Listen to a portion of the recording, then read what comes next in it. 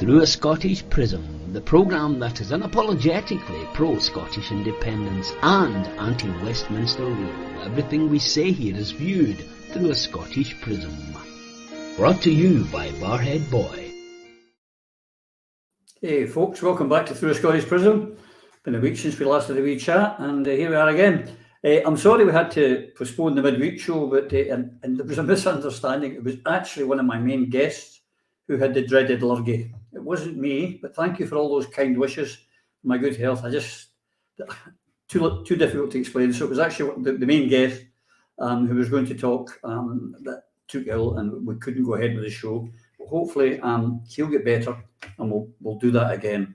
But this week, we're actually recording this on Friday because half of the crew here in the back and the techies are all going to the march in Glasgow. They're all under one banner. So we're recording this on Friday. And so some of the stuff we're saying, events might overtake us, but hopefully not. So let's get the crew in. It's there in North Dakota, our man Phil, the Coatbridge Cavalier himself. Howdy. Not bad. You're sounding a wee bit quiet today, not like you.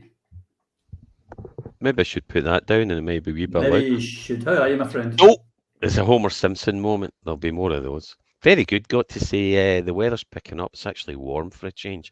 The snow's almost all gone. There's just a couple of wee mounds kind of covered in crap that refuse to melt, but it's warming up nicely.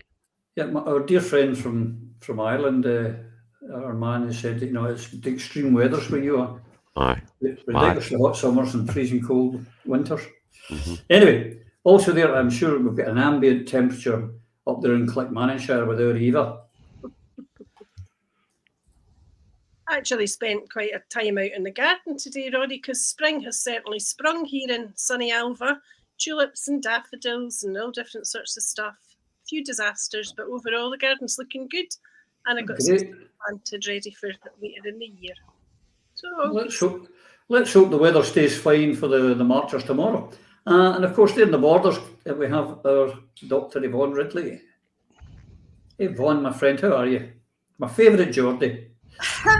I'm fine, just trying to escape all the grooming on TV for this royal event. I'm up to here with the coronation, and I popped over to see my mum over the border the other day, and they've gone barking mad.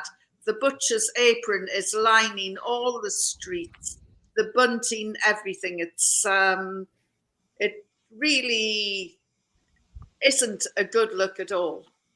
No, I would refer to it as nauseating. And yeah, folks, we are recording our show here on Friday because of the All Under One banner, not because of Charlie's coronation and jamboree. But first, I always forget, and Keich tells me at the end of it I've forgotten, but let me do. If you haven't already subscribed to Through a Scottish Prism, hit that subscribe button now. And if you like the gibberish that we talk and the show tickles your fancy, hit the like button as well. It all helps. The algorithms help us. You've got it on YouTube, you've got it on Twitter, you've got us on Facebook, you've got us on Rumble, you've got us on I missed one. Telegram. So we're across all those platforms, and I've got to thank you because the audience is growing week by week. It's actually very humbling, and so many of you bother to look in, and thanks for all your comments. We also notice that we're getting a lot of unions coming in to tell us how rotten we are and how rubbish this is and how we talk nonsense, so much so that they come in to tell us we're talking rubbish, talking nonsense, and try and deflect us. They won't, you won't. And if you're watching, little unionists, be polite, and if you're not, right. And I mean by that, I mean you'll be blocked before you get me arrested for threatening you with something. So, folks, yeah, the big march is tomorrow. Yvonne and Eva, you will be there. Techie will be there, and his wife, and Techie from Aberdeen. Hazel will be there. Marky will be, all sorts of people from associated with Prism will be there. I sadly won't, because I'll be over next week, and I'll be coming on to that. But it's a huge event, Yvonne, and I know you've been pushing it for all your work for the last few weeks, but that time is upon us. Now, there is something happening in London, which is, we'll come on to in a minute, but it's not really that important. But the important thing is that Scottish patriots get their feet on the cobbles in Glasgow tomorrow morning. This is our chance. Don't get angry, get even. Show your discontent by coming up to the All Under One Banner March. It's as simple as that. If you want independence, get off your backside and tell the world that you want it. Sitting at home as an observer is just not on. It's not an option. Get there, whether you train it, bus it, walk it, however you get there, just turn up. And well, hopefully they have been, because I'm just thinking this show goes out after the march. We've got to remember that. It'll have been, let's hope it's been 6 o'clock. We say, oh, I'm exhausted from walking all that distance. So let's hope it has been. But the build up to is an important thing I want to introduce into this, everyone, and I'll get techie ready. There's a Alex Salmond was on an LBC show with Andrew Marr, and he was talking about how we'd handed over the Stone of Destiny so easily, and as usual, he takes the most complex matters and simplifies it. Techie, can you put up Alec talking about the Stone of Destiny? The Stone of Destiny, the lump of sandstone on which Scottish kings were traditionally crowned, and which was seized by King Edward I of England after he invaded Scotland in 1296. English and then British kings have been crowned on it ever since, and it was ceremonially removed from Edinburgh Castle only last week, arriving back in London on Sunday for King Charles's coronation. Mr. Salmond thinks the SNP missed a huge opportunity. And in the ceremony with the First Minister of Scotland, like some sort of pet poodle parading on behind it. Can I just say that if I were First Minister, there'd be a collective sigh of relief that I'm not. The stone wouldn't be going anywhere. The Stone of Destiny is the most ancient symbol of Scottish sovereignty. I mean, I know it's just a lump of rock, but it's our lump of rock. And of course, you have to understand why it was taken from Scotland by Edward Plantagenet in 1296 in the first place. Edward I. Edward I. Edward took it to Westminster Abbey to sit on it, to symbolise English overlordship over Scotland. That's why it was there. And indeed, the coronation chair was made for the Stone of Destiny and commissioned by the self-same Edward I. So look, it's a symbol. And symbols are important, and politicians do not understand the importance of history and symbolism. You know, cannot either command the present or shape the future. So basically, when the First Minister should have said, in my estimation, politely but firmly, the stone ain't going anywhere until the Westminster Government or King Charles III recognise the right of self-determination of the Scottish people. Phil, Alec, as I say, takes a complex matter, simplifies it and puts it all over. The first thing I'd like to say, Andrew Marr, showing his lack of knowledge, a so-called Scot that doesn't know there's no such thing as British kings. There is a King of England, there's a King of Scots, there is no King of Wales, there is no King of Britain, and there is no King of Ireland. And there's no king, certainly, of the 6 occupied counties of Ireland, just as a thing. But what I wanted to stress, Phil, was that a lot of people have said, well, it doesn't matter because it was a Cludgy seat. It's not not the real stain. It's not the point, as Alec pointed out. It's a symbol. Whether it's the Cludgy stain or not, it's a symbol. And in present-day terms, it's viewed as the Stone of Destiny. And by handing it over so easily, we handed over Scottish sovereignty and said, it's yours to do with as you wish. You can abuse us the way Edward Plantagenet did back then. Yeah, I mean, Alex absolutely nailed it yet again. That line that really sticks out for me is that politicians who neither understand the history nor the relevance cannot understand the significance of this, and critically, nor can they shape the future. And Humza the poodle was indeed, it's going behind and kowtowing. The same as because this ties up the whole Glasgow event and All Under One Banner versus the coronation, which Yvonne opened with. Stephen Flinney and Blackford and Brennan O'Hara are joining Humza in attending the coronation, and none of the SNP cabinet are going to Glasgow. None of them. And we're now looking at a situation where not only has Alec articulated why these people will fail, why Humza will fail, because he can't shape the future if he doesn't understand the significance of what he's doing now, or more importantly, what he's not doing now. and he is misaligned with the people of Scotland. His actions will not resonate with the people of Scotland. And I'm sorry, guys, everybody I mentioned there that's going down to this event in London, you're kowtowists. And this, I know I made it up, but it's part of the problem and not the solution. If you kowtow, you're like kowtowist monks. They're making a religion in this. It's disgusting. You're doffing the cap, and and I know that there is an expression here, and you've got to balance it up, because when we looked at Sinn Féin going down there as well, there's a classic dichotomy of loyalty to the party or loyalty to the cause, and it's a very, very real thing if you understand it, because it takes discipline to run a party. So we're going to come on to quite a few events where people are perhaps running against the will of us, but they're probably following the party line. Now, I run, and I've said this quite a few times before, I run teams of professionals, quite often very well paid professionals, and I find it hard to get them to do what you want. So how then, when you run a party where most of the heavy lifting is done by volunteers, and often highly opinionated and passionate volunteers like us, but are also constrained by having limited time, so can't know or understand all the nuances of politics. So full-time politicians don't even know that. So that's why I kind of cut some slack to some people. But the best one who articulates this most is Alex Salmon. He understands the discipline required. And these people are going down, they are following orders, but they're very much going against the will of the people of Scotland. And Alec articulated this well. He understands the battles to fight, the hills to die on, and it certainly wasn't GRR that Nicola, and she destroyed a substantial part of the party by doing that. But I would remind all what Alex said once, and this is critical to what these people need to understand to stop being kowtowists and stand up for the people of Scotland.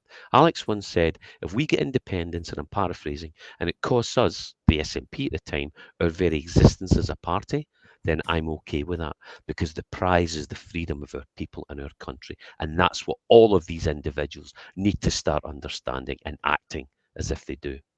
There is an argument, Eva, that the First Minister has to go down. Now, I articulated last week, and we all did, that yes, he could have said, he could have made himself a lot of political capital out of it if he had any political sense, by saying, yeah, I've got to go, guys, but I've told Shona Robinson, my deputy, to be there in my place in Glasgow, marching with you. I've told all my cabinet to be there. I've told all my MPs to be there. But what we have is Stephen Flynn, Ian Blackford, and for some reason, and I don't know why, I haven't really got into it, Brendan O'Hara have chosen to go to this coronation.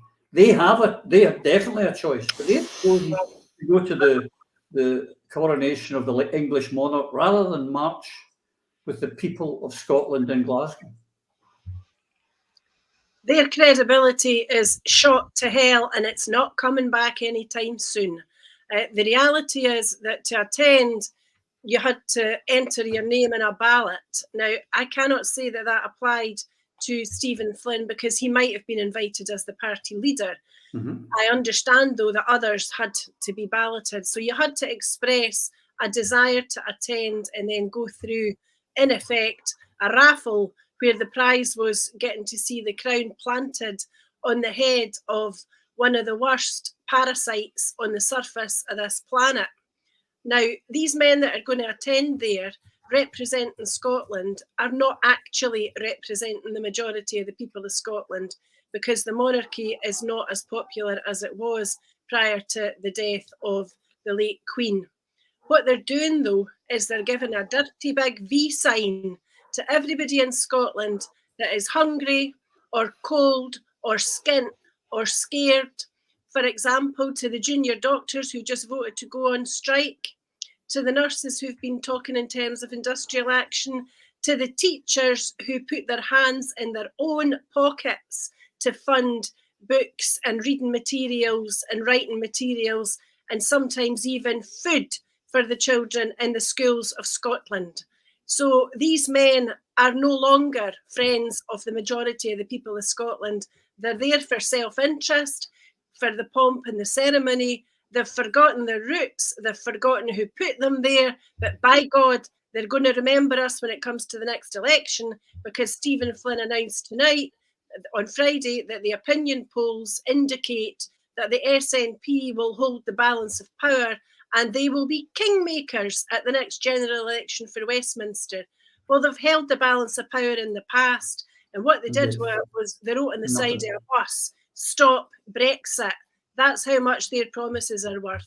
Those promises are made out of self-interest, and by God, they're going to come down to earth with a bang when the people of Scotland stand up and take power back themselves. That's what needs to happen, and it will.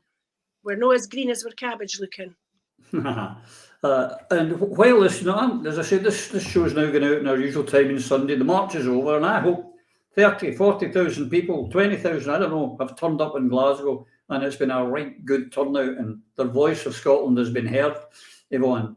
But at the meantime, not only is none of the cabinet coming through or have been instructed to come through, none of the SNP membership have been other members of the SNP, including Tommy Sheppard, and we're going to come on to him again later today, are going to have put a counter-demonstration with the Wokarati of the Greens and the Wokarati of the SNP to deflect from the Independence March in Glasgow. They've put on an event in Edinburgh. Techie, can you stick that up that was happening yesterday, that thing in Carlton Hill, Our Republic? Now, you'll notice every one of them is in the Wokarati, the Green. Again, it seems to me, Yvonne, that the green tail is wagging the dog, and there's Tommy Sheppard, MP, who's not marching with the Patriots for Independence, but standing with the Wokarati in Edinburgh yesterday.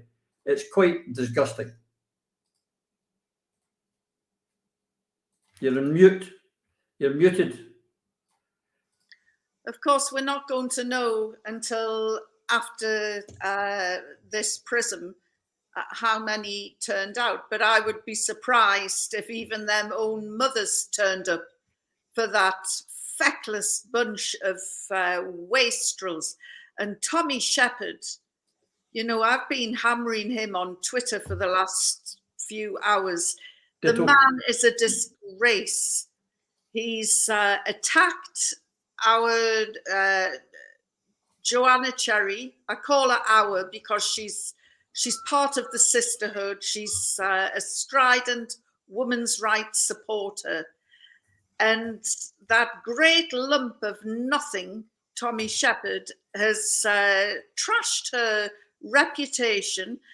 And it sent me into she's been no-platformed at a comedy club. You couldn't make this up. At a comedy club, which has been financed by Creative Scotland, which of course is one of the departments run and funded by another feckless fool, and that is Angus Robertson.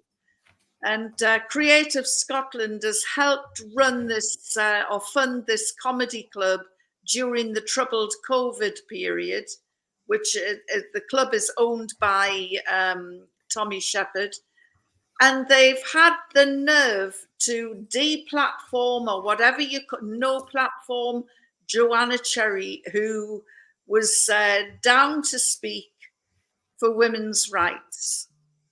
Now then, as Eva said before, come the next elections, all of them, all these traitors on Carlton Hill yesterday, they'll all be paid back in the ballot box, and they'll all end up on the dole, and I won't shed a tear or anything for them. They're a disgusting, disgraceful lot of treacherous, feckless fools.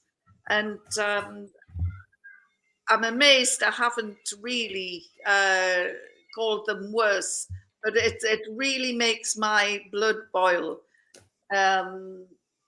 Joanna Cherry, in the eyes of the women's rights movements, is like Mother Teresa. She shouldn't be criticised. She shouldn't be touched. Sky News call her the intellectual branch of the SNP. And my God, do they not need some brain cells at the moment? Because most of them are a sandwich short of a picnic. So, that's my rant over. We've got to start standing up for ourselves. Alex was talking about the Stone of Destiny. If we had known that they were going to remove the stone in this fake ceremony, I would have physically gone along on my own steam and tried to stop it, because it is all about symbolism. That coronation throne, as you said, was specially made to contain the stone. It is hugely important to King Charles, and I am sure the right diplomat could have said to him, well, if you really want the stone, then you've got to sign off on the next referendum for the Scottish people. Let that be your first thing as King. We should have got something out of it, instead of letting that self-entitled, privileged monarch take our stone. And for anybody looking at yesterday's ceremony, it'll have been full of stolen goods from the empire, which led a blaze full of blood and torture and slavery. You know, there's nothing to celebrate at all. And for Humza Yousaf, a self-declared Republican, to allow that stone to go and to take part in the ceremony, you know, how gormless and stupid is he? Well, I'm coming to that in my next question. Are in tatters now. But the other thing I'll just say is that the Queen, when in 1953, when she became the Queen of England, she went to a side room to take the oath to Scotland. The same, I imagine, when this coronation kicks off, anyone that does watch it can maybe tell us. This is about making a King of England. The oath to Scotland, and and using our Jacob's pillow, our stone of destiny, is to become a king of Scots, not Scotland, which so many of these unions don't realise. And they wanted to say an oath to King Charles. And as somebody pointed out the other day, if Charles had an accident as a king, as a kid, and died, we would all be making that flaming oath today to the likes of Prince Andrew. So come on, let's get real. Let's get rid of the royals. They've got no business in the 21st century. They are mired in colonialism, in the blood of innocents, in slavery. They don't deserve a place in the 21st century. Not all this pomp and I'm getting the sense that you're not a monarchist, Yvonne. No, I'm not. Why should I be? You're kidding. I don't know how anyone would have guessed. I mean, no one would have guessed. Slightly offbeat on things. We're going to move on to different things, Phil, because one of the things that's happened this week as well. I mean, back in 2019, I was shouting about plebiscite elections in my blogs, and on here we were talking about it as well.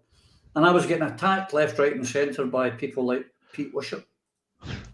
As being this was anti-independence, the people of Scotland wouldn't tolerate it, nonsense, Nicola's secret plan was the only way forward. And this week, our Petey boy suddenly thinks that every election, as I was saying from 2019 and others were too, every election should be an independence election. Suddenly it's the greatest idea since sliced bread. That man bends the wind, and he's like so many of them. They're absolute, as we would say in Glasgow, chancers. 100%. Pete, I knew Pete quite well when I was down there. And there's a reason that Runrig, he was the only one in Runrig that wasn't given a microphone. There's a very good reason for that. By God, he's made up for it now. But they knew he had very little to say of any sense. He's a sheep. He's just following and doing exactly what he's told. So if people are paying attention to what Pete does and says, his bluster, he's actually quite a likable guy, and we're all humans in these positions. He is quite likable, but to be honest, he's blown it for me. The fact that he rallied and fought so hard against those of us who are genuinely into independence and countered the independence movement with his kowtowism and his supposed loyalty to the party. Now he's realising his jacket's on a sugary peg. Pete, you don't deserve to continue. You've been there too long. You have been institutionalised. You are a loser. You're losing. You've won yourself riches and ego massages and high profile, but you have lost the cause for Scotland. You have not contributed positively to the cause for Scotland. So for that reason alone, you should get out, beat it, you clown. I'm pissed off you, Pete, big time, and it's not acceptable, and that goes for everybody like it. In terms of changing policy now, well, it's fine for somebody to voice that, but where's the SNP policy? I don't see this. We as we see so often, we watch actions, not words. So somebody like fucking Pistol Pete, he's like Yosemite Sam. He's all this noise, but nothing, no real action. Doesn't actually achieve anything. What the hell are you doing apart from stoking your pension, Pete? So no, pissed off with you, mate. Not good enough. It's time you were gone, and we should make it happen this time. Sorry, Pete, but actually, I'm not sorry at all. You should have been gone a long time. But what you want to see is what actions the leadership are taking, what policies are being adopted, and all we see is pro-unionist policies. On a couple of things. I know Tommy quite well, or knew Tommy quite well. I've been to a Tommy club Shepherd, with we're him. talking about now. Yeah, back there. So I think something has to be said here that firstly, I think we all agree with Tommy, the organisation behind the event, Our Republic, and everyone attending on the abolition of the monarchy. Although for me, it's far from one of my priorities in respect of gaining independence. What I'm saying, it's not a deal breaker for me. If we get independence, we keep some nominal figurehead, I can live with it, so long as the funding and the power stop immediately. Now, Eva said the Queen's dead. Obviously, we all know that. She was the old guard, but she was worthy, like her lump, of some respect for the way she conducted herself. Though I'm sure that would not be the case if we all knew exactly what she and her ilk have been up to and are up to since time immemorial. Deplatforming is the big one for me by the stand-up comedy club. As Yvonne said earlier, it's actually majority owned. It's just over 55%, I believe, by Tommy. That's not acceptable, Tommy. And whilst he stands with the wokerati, such a parcel of rogues and critically betrayers of women's rights that Yvonne has articulated so well. And the last point I would make from that which went before in Yvonne's comments, I find it hard to disagree with what Yvonne said about this. I think she absolutely nailed it. But to the intellectual branch of the SNP, I would add Philippa Watford. Oh, and finally, on this, Douglas Dickey and the rag that is the Scottish Daily Express did come out with some good lines. I think there's a quote, I'm going to quote it here. It says, Scotland's comedy circuit has been branded cowering, obedient pissants after a gender-critical MP was no platform. I have to say, it's a very good line. It's an absolute disgrace, but it also goes, Joanna's one of not only the intellectual wing of the SNP, sole intellectual, I think, but she's also one of our finest KCs. And if I'm not mistaken, what they've done to her goes against the Equalities Act. Eva, correct me if I'm wrong, but it goes against the Equalities Act. She could take them to court and give them a good scene to in court, could she not, Eva? Yeah, well, there's a lot of chatter on Twitter about this because obviously Joanna's beliefs, which I share, are protected beliefs, protected characteristics in terms of the Equality Act 2010. It is perfectly and completely entirely lawful to believe that sex is immutable. In other words, that a man cannot become a woman. And that's a totally different matter from gender recognition certificates. They're separate issues, although obviously interlinked and have an influence on each other. So it's pretty appalling conduct from the stand because I understand they invited Joanna on, she accepted, then they cancelled her. So it's not as if she went to them pleading for an audience. And as for those numpties who are saying, well, she's not actually been silenced because she's been on the telly, the radio, and in every paper talking about this stuff for years, that is not the point. It is not up to staff in an establishment to decide who does and does not get a platform.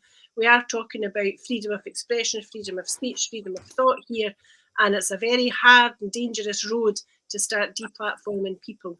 So, yeah, but am I not right in also saying, Eva, what she was going on to talk about was not gender critical views as such. It was about her life as a politician, as a QC, just her general life and what she does. It wasn't as if it was a campaign against their biology denial. But see, that's the problem with the people that have taken over so much of Scottish political life. If there's one aspect to your views or your beliefs that they disagree with, then you're cancelled completely. Now, I have a great admiration for Joanne Lamont and the way she's conducted herself in the gender critical stakes, but by no stretch of the imagination would that ever mean that I would vote Labour. But I fully respect her view, and it's different from mine in many respects. So where this has all taken us, though, is the opinion polls this week showed that within women, especially women of my age or a little bit younger, as most are, support for the SNP has gone down, and there are some concerns about the level of support for independence. So it's abundantly clear that the women of Scotland and the men of Scotland who care about women's rights should be supporting the Party of Independence, who promises a written constitution which will enshrine the rights of all, including women's rights, and we will refer to sex under the Equality Act or our corresponding Scottish legislation as biological sex, because that's what it is. So, there's been so much going on in Scottish politics in the last few weeks that it's very difficult, as Phil said, to keep up with everything that's happening.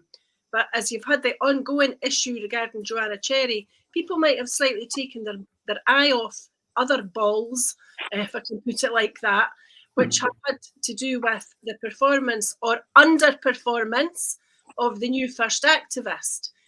Because one of his mission statements was about wanting to be judged on his record in relation to poverty, particularly child poverty. So this week he convened a summit of experts on poverty. Tonight, Friday, Shirley-Anne Somerville has released a video where she's talking about addressing poverty. But the hard, horrible fact of the matter is this. The people in the main who were there to talk about poverty and how to address it are not people who have in the recent past suffered poverty, not to the extent of the deep-rooted poverty that 15 to 25% of the people of Scotland are suffering. My good friend Rattle Cans did a fantastic thread on Twitter the other day. I'm hoping that I can get her to write it up into an article and I'll put it out in the blog. I know you would do too, Roddy, because she talks about the real impact of poverty and how one of her neighbours is a man who can only put his heating on for an hour a day when his granddaughter's coming to visit because he's scared the rain gets too cold. He can't afford to feed his cell every day. All this sort of stuff that is happening across the country to a lot of people, especially single parents with children and single adults who work but live alone. They really are suffering very, very badly. So my message for Humza Yousaf and Shirley-Anne Somerville and Shona Robson, all of whom were talking about poverty and its impact and what they would do, is that they will not achieve anything in terms of reducing or eradicating poverty unless they take real cogent action, which is drastic, which is far-reaching, and that they also address the question of independence. Because for as long as somebody else holds the purse strings, Scotland will never achieve its potential. Its people will not all achieve their individual potential. It's an absolute disgrace that this week it's all been about coronations and kings and the stand and a couple of different demonstrations when we should have seen big announcements of cross-party, multi-party constitutional conventions and the road to independence and a United for Scotland strategy. Rather than this, what we're seeing is the rebirth of Better Together with George Fulks recommending to Alistair Jack that he makes sure that the Scottish Government Minister for Independence, Jamie Hepburn, is not assisted by any British civil servant. So Better Together are acting in a concerted fashion to do everything that they can to prevent us achieving Scottish independence. It is incumbent upon everybody in the Scottish independence movement to unite. And I hope when people are watching this on Sunday that they can look back on Saturday and all under one banner and say, that's where we kicked the ball off for the independence campaign that needs to get up half a dozen gears within the next few days. Absolutely. While we're on it, Yvonne, something that you had touched on there, which was George Fulks, God love him, for folks' sake, as I like to call him, who said, no British ambassador or anyone should help There was one of our friends of the programme and a good old pal of ours, Daniel Jack, who was Scotland's most senior civil servant at one point at the United Nations. He wrote an article which I published this week, on which he was telling us that after James Cleverly, the Foreign Secretary, had said, no, whenever these nationalists appear in your country, don't let them speak to foreign dignitaries, don't let them use the independence word, keep them in check, don't let them, out your sight. The German ambassador invited Humza to the German embassy in London for dinner. There was no one from the Foreign Office allowed in, and the Foreign Office, I believe, summoned the German ambassador later to say they weren't pleased that he was talking to separatists. But I question whether Humza got the significance of, the honour that the Germans had paid him, or got the signals, or anyone in the SNP got the signals that the Germans were saying to the Brits. Humza Yousaf is tone deaf when it comes to subtle messages. You've really got to slap him over the face with a piece of cod to get his attention. I could do that. And, the fishing industry, I'm sure, would love to do that. No, Humza Yousaf is tone deaf. He must realise that by going down lick-spittle toadying to the coronation, he has betrayed his own people. And yes, when he says, well, I'm not just the leader for the SNP, I'm the leader for all Scottish people. Well, if that was the case, the majority of Scots aren't interested in the coronation. King Charles is not their king, never will be, and never could be. And he should realise that we are quite different from the rest of the UK. It doesn't mean that everybody else is wrong, but it does mean that he's not in lockstep with the Scottish people. And, shame on him, and that he won't be at the All Under One Banner March, which, they've got a great saying, all of us first. But of course, in the world of Holyrood, it's all of us first, except some of us should be fast-tracked while others should sit back and wait. And it's just not on. It should be all or nothing. All of us first or nothing. And we are not going to get independence through the ballot box. Let's be brutally honest. We're going to have to seize it. We're going to have to rise up and resist the establishment over the border and stand up for our rights.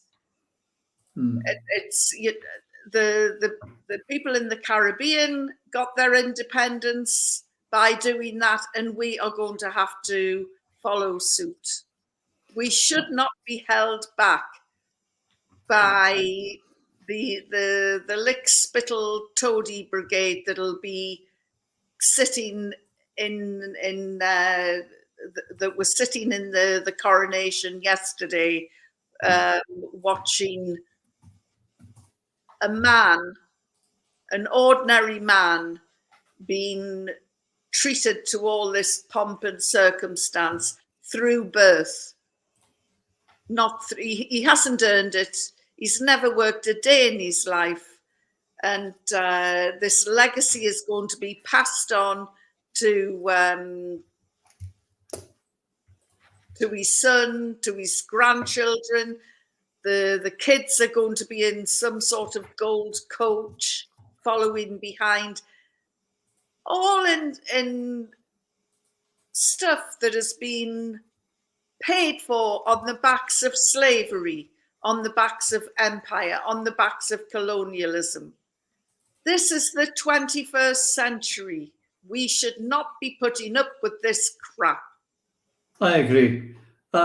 Also this week, Phil, and I must quote my dear friend, our dear friend, in fact, Grousebeater on this one.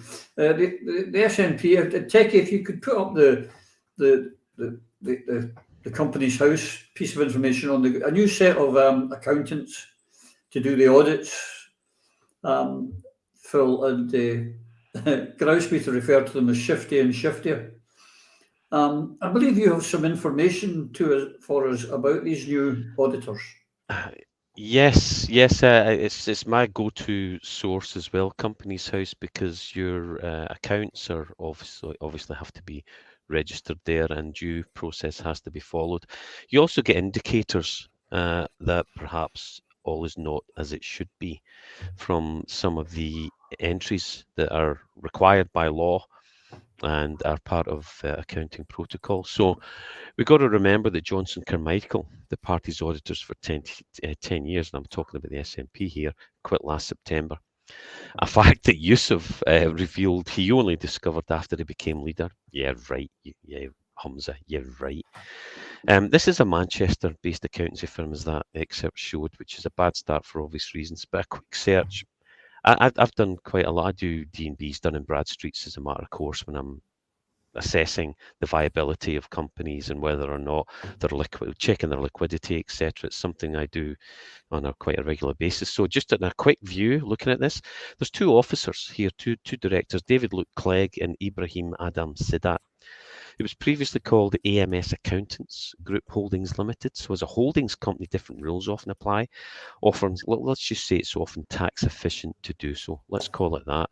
They have two outstanding charges against them. One with entitlement by HSBC, another with entitlement by one Emma Clegg and an Afira Hyatt. Now, I wouldn't be surprised if these two are related to the directors. The filing history shows total exemption full accounts, well worth a look.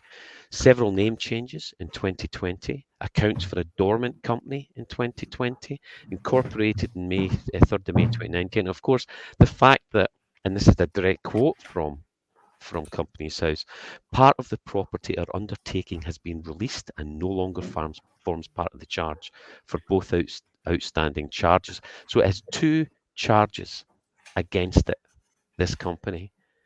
And, if Wings isn't already over this, which he probably is, then someone like him should certainly do a deep dive, as this mob are no Deloitte's, KPMG, PricewaterhouseCoopers, or EY. This, I think Grousey has the right of it. But it's still, beggars can't be choosers, and let's be honest, at this stage, with everything that's going down and happening with these, they couldn't exactly be picky when they took someone. Otherwise, they lose their 1.2 million, and that means a lot of redundancies. Eva, also going on this week, Toomser, after his meeting about poverty come out, and he was sounding more like a Labour politician every day, where he said that, why should his children, who as First Minister, get free school meals, and that we should get rid of universalism. Now, I don't think he again understands universalism. I don't think many people do. But it's just quite, he wants to look at school meals and bring back mean testing for kids. Now, the great thing about universalism of school meals is that the poorer kids do not stand out. Everyone is getting the same treatment. And so if you go back to means testing, you again are, picking out kids are going to be open to attack. It's just so wrong. Why does he not understand that? But could I just, add a supplementary? And on that, at the same time as he was saying that, down in London on LBC, Mary Black, the deputy leader in Westminster, was saying that we were going to have uncomfortable conversations about free bus passes and free prescriptions. That they, and that's usually a ticket for they're going to go. Right. Well, a couple of years ago, I began expressing my disappointment in Nicola Sturgeon, because she used to pride herself on reducing the attainment gap in education, and she spoke about getting women into the professions, including her own, mine, the legal profession. And then I noticed as time went on that actually she had removed from many people that ladder that she had climbed herself a few decades ago. And unfortunately, that mentality seems to seems to have become all pervasive in the new SNP. There is just so much about Scottish society and the decent aspects about, the social contract and what it is to be within a society which is democratic and really has progressive views which actually are progressive as opposed to what we've seen recently. All that indicates is a party that is lacking imagination, ideas, understanding. And what they certainly lack, absolutely, is decent advice from the spin doctors who are currently earning in a year from the SNP on figures just out today, £2 million.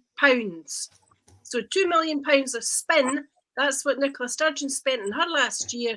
Humza's got the same number of advisors, he'll be spending the same amount of money. Now, what he just doesn't get, and be fair to him, he's probably listened to people that have had free school meals, but he just doesn't understand the wider, bigger, more important picture.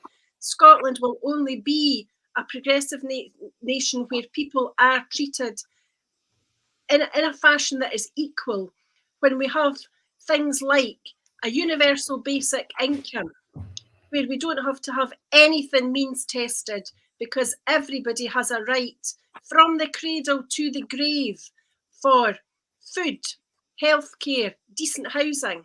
Now, we could all talk about this until the cows come home, but we still have inadequate damp housing in Scotland. When I was wee, the estate in Alloa, which was unfortunately infamous throughout Europe, was in terribly poor condition, and it's been replaced and rebuilt. And in the 60s and the 70s and the 80s, there were various campaigns, including by people in shelter, to do with eradicating damp housing in Scotland. That has still not been achieved. Housing is still substandard. People are poor because they don't have enough money coming in to cover what's going out. Universal basic income would begin to address that, and that would be a brave step that the Scottish Government could take. In terms of housing, a lot of people's housing costs are far too high, either because their houses are substandard in quality or because their energy costs are far too high. There are a whole host of other areas where radical action could be taken, whether that's means testing being ditched for everything, I think is a good start. Keeping it there or reintroducing it is a very poor, very backward move. There's a former government minister I know that has fallen out with me. He doesn't speak to me now, but I had a lot of respect for him. I knew from him that he got free school meals when he was at school, and he's about the same age as I am. And he's one of the people who was very happy to support Alex Salmond when he introduced free school meals, etc., for some years in 2014. But the really worrying thing about this is the thin end of the wedge, because if what we spoke about was the desire to roll out free school meals for all nursery, primary and secondary school pupils, when he was asked about that, what Humza said was, oh, wait a minute, I don't really think we should be looking at that. That's maybe not the best use of that money, because I, for example, can afford to pay for my daughter's own. Now, I think that's his 14-year-old stepdaughter he was talking about. He didn't get then, and he might never get, and I hope that he's watching this or somebody will tell him about it. The reason it's important is it treats everybody equally and with dignity, and there is stigma. You might as well paint a target on the back of children if they've got to get them means tested again. And the other issue about this is a lot of children benefit from getting free school meals, not because there isn't any money at home, but because their parents live chaotic lives and the money's not available, or their parents maybe aren't very nice and the kids are being neglected. And these things that should be addressed by good parents not always are. Other parents are vulnerable and can't do it either. So it's like free prescriptions, tuition fees. These are things that Mary Black mentioned. Now, you know the amount of attention I've had from the NHS, and I've never paid a penny for any of it. But we now know that a lot of people are having to do that because the NHS is in such a poor condition following upon various events, including Humza's stewardship of it. we touched earlier on the junior doctors talking about going on strike, but all of these issues are interlinked. As soon as you start saying or putting doubt upon, for example, free school meals and means testing, folk then worry about what's next. Is it going to be the bus passes? Tuition fees?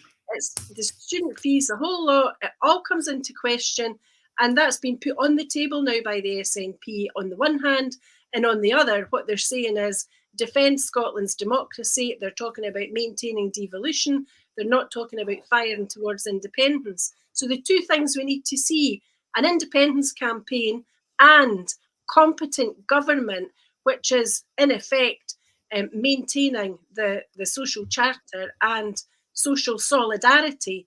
That's what we need to see reinstated. Otherwise, very, very dark days lie ahead in Scotland.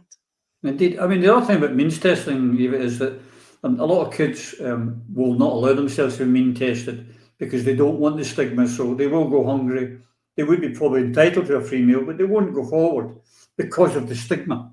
And that just doubles up, and kids that have got empty bellies don't learn. Yvonne, I've heard the figure mentioned to give every kid a free school meal and during the school holidays as well, because a lot of these kids need fed every day because of what's going on. Ridiculous it is. It would cost 100 million. Now, that might sound to our view, £100 million is a lot of money, but in terms of a budget that the Scottish government's got, it's less than 1%. I mean, it's went under, it's a point something percent. But it's what also gets me is the money that's been given to gender biology denying organisations. You know, there's a heck of a lot of millions going to them, and that doesn't feed kids at school. I would rather see kids at school getting fed than 0.01 of the population who have a problem with their sexuality getting funding. I would rather it went to children. How about you?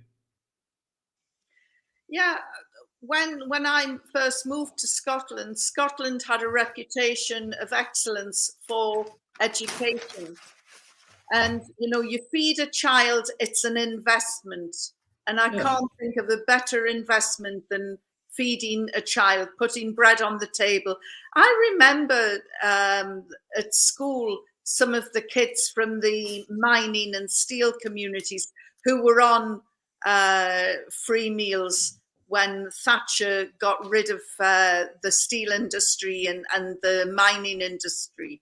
And I remember as a junior school kid enjoying those little cute bottles of milk, which were taken away by Margaret Thatcher, the milk snatcher. You know, we just seem to be going backwards. And for Humza Yousaf, this is back to him being tone deaf again. For Humza Yousaf to say that he feels guilty because as First Minister, you know, he's earning enough that his child doesn't need to have a free school meal. Well, how many First Ministers are there in Scotland? One. How many children are there that need free school meals? I would say hundreds of thousands.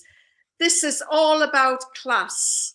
And Humza Yousaf, he bangs on enough about white privilege, but I would bang on today about just the privileged, the elite in this country that are tone deaf to the working classes. And one of the worst offenders, I would suggest, and I feel as though I can say this, is Mary Black, who pretends to be working class. She's a privileged little gutter snipe, and she wants to stop trading on the back of the working classes. You know, get over yourself, Mary. Just stop this nonsense and this narrative that you're down and dirty with the working classes. You are not. You're white, you're privileged, you have been spoiled and pampered, you're a little bloody princess. You're not working class. And it's in my DNA. I'm blessed at the moment to be living a good life. But it's just, I would say, by a few lucky breaks and the Murdoch shilling that I'm in this position. but I've got coal dust and steel coursing through my veins, and I know what it is to be working class. And for Mary Black to trade and present herself as full of bonhomie for the working classes, it's a charade, and it's a charade that's played by a lot of the privileged and elite in Holyrood. I see them, and I can tell who's working class and who's not. And I'll show my bum in Harrod's front window if she continues to trade as being working class when clearly she's not. She's a pampered, spoiled little brat. Well, there we go. It used to be angry, Phil. It used to be angry. Phil, I'm going to go out of sequence because I want to come back to you because the clock is ticking on. And there's a question I want to ask you specifically.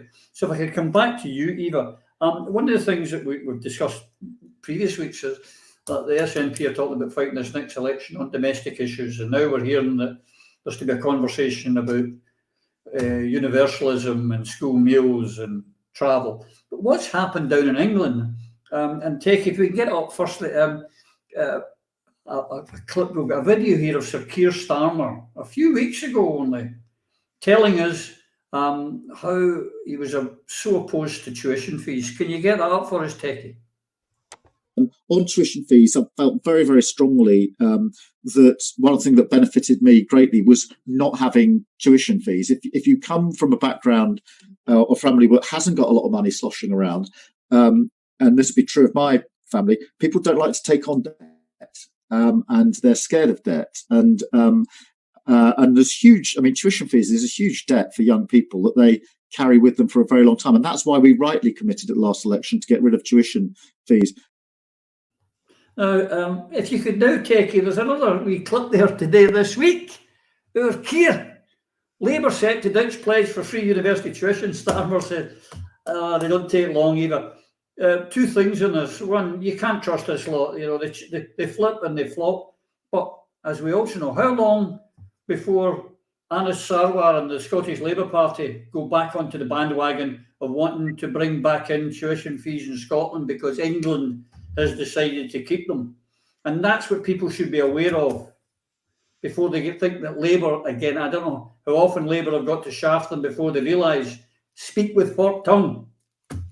Well, I think there's a lot of forked tongues in Scottish politics at the moment, and I'm just thinking that it's a bit of a coincidence that Hamza's Poverty Summit involved leaders of all of the political parties and occurred on the same day that he and Mary Black made their announcements about perhaps doing away with tuition fees or bus passes or free school meals or whatever. So I think you'll find that there were discussions between Anas Sarwar and Hamza Yousaf or their close confidants in relation to these matters, and they have some sort of loose agreement going forward in respect of what their priorities are, because that would fit very nicely with the narrative that we saw today, Friday, when Stephen Flynn spoke about the SNP holding the balance of power at Westminster, because he's paving the way for people to think that Labour and SNP can have some sort of crazy coalition government in Westminster, the very place that the SNP no longer supposed to want to have anything to do with. So, yep, I think there's a lot going on in the background, and time will tell if we're right or wrong. But I think, as I said before, the scary times, and decisions are being made by people who actually don't know what they're talking about or who won't be affected by the decisions that they're making, because our political representatives are not representative of either the political will of the people or the makeup of the people of the country, because they're nearly all now middle class, privileged, mainly professional.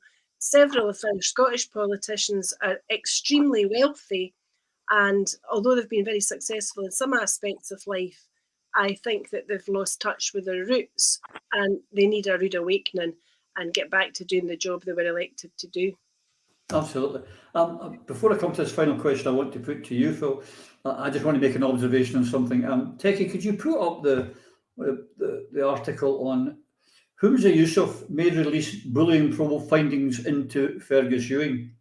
This is because Fergus is actually being a bit of a rebel, and he's speaking out of turn, and this is Humza's way of trying to silence him. Now, I'm of the generation that would think that an SNP leader would threaten and bully a Ewing is just not accepts. Another thing that's gone up by the wayside, like supplying arms to Ukraine, like talking about doing away with universalism, about reintroducing prescription fees, about promoting British foreign policy in Kiev while sitting behind a Union Jack, while dressing up as British soldiers and playing at British soldiers for a day with SNP MPs. This party has gone to the dogs. And it just disgusts me that Humza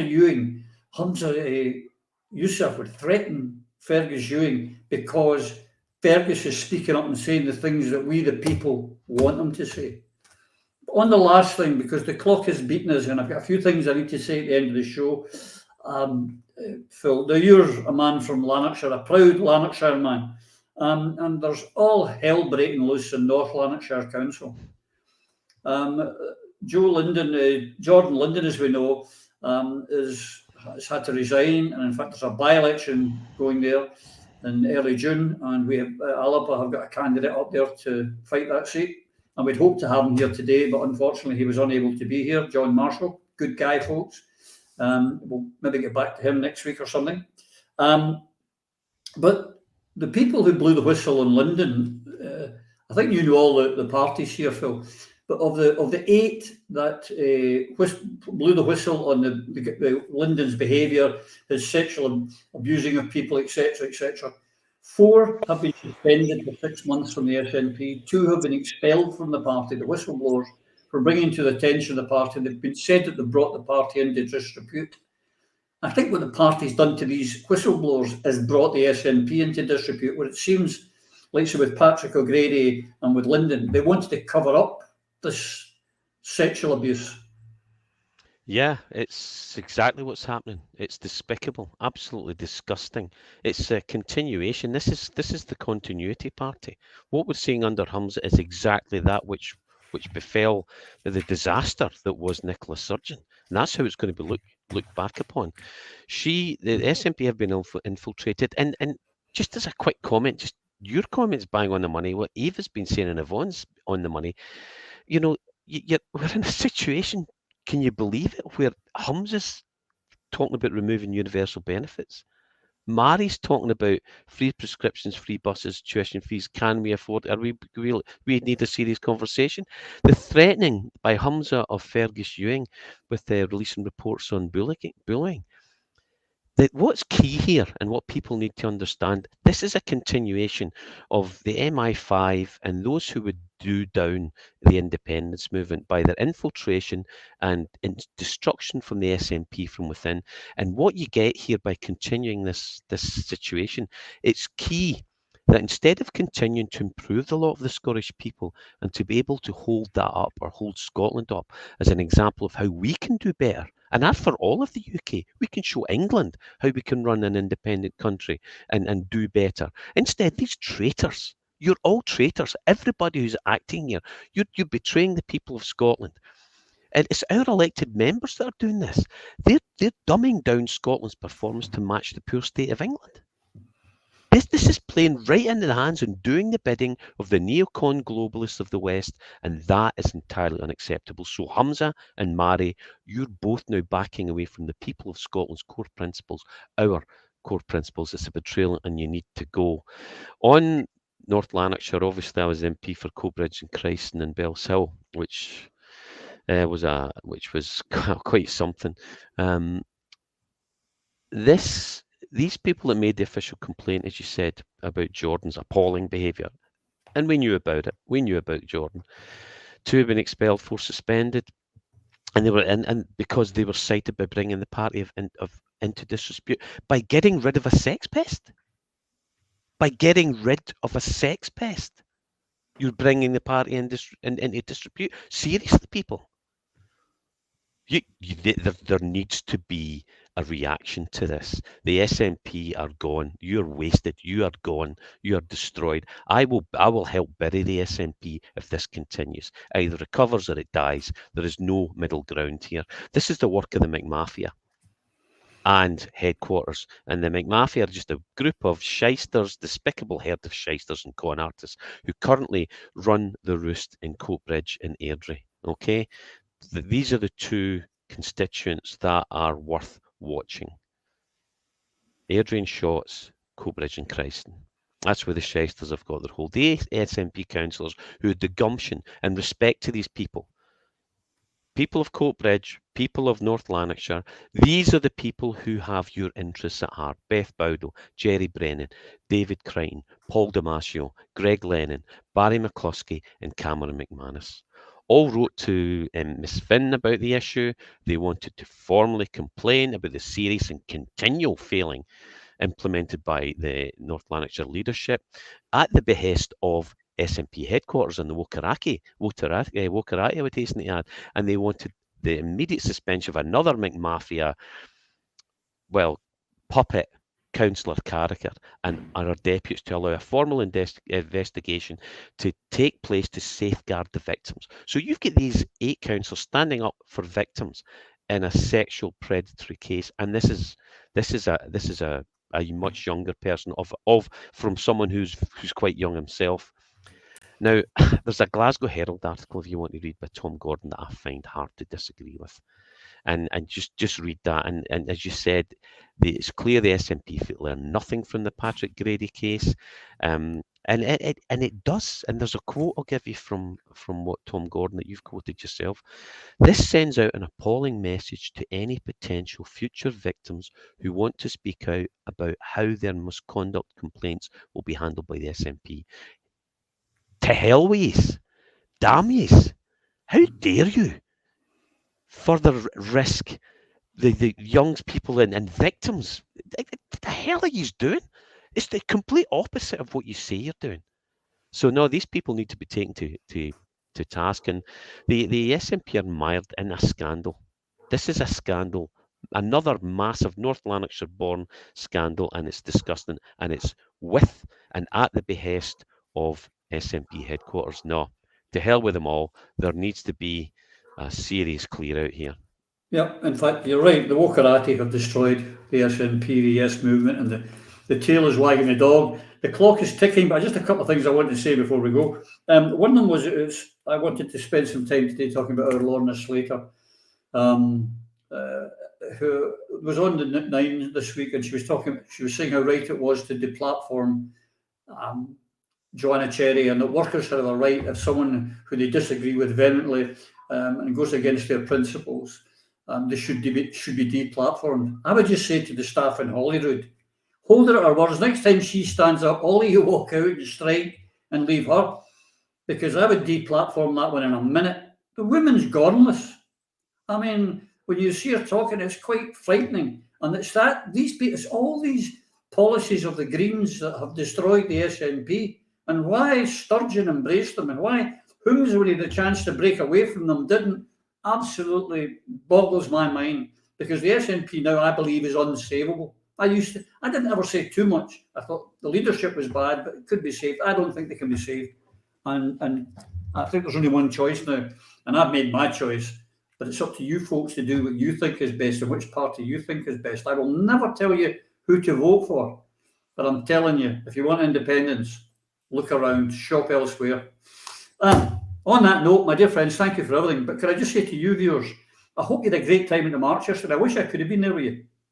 Unfortunately, as an old pensioner, I can't afford to fly phone back and forwards. I'm not on expenses like Air Miles Angus, as we were talking about last week. You know what I mean? And flights are rubbish anyway. But I'll be there next week, as will Prism. And if you, Techie, could you put up the wee advert for the Hoolie? Because next week at 6:30 in the Beaufort Hotel, no charge for us, lad, folks, but there's a Hoolie after it, which we're all going to. Daniel will be joining us because our friend Phil there is in Dakota and cannot join us. But Daniel, Jack will be joining us in the panel. We'll be having a live audience, got to stress that, a live audience in the Beaufort Hotel at 6:30. And so come along, ask your questions. We'll answer as best we can. And I hope, as I say, you had a great time yesterday. I hope you have a great time till we see you again, which will be in Inverness. And until we do see you, please, please, please, take care. Through a Scottish Prism, the programme that is unapologetically pro-Scottish independence and anti-Westminster rule. Everything we say here is viewed through a Scottish Prism. Brought to you by Barhead Boy.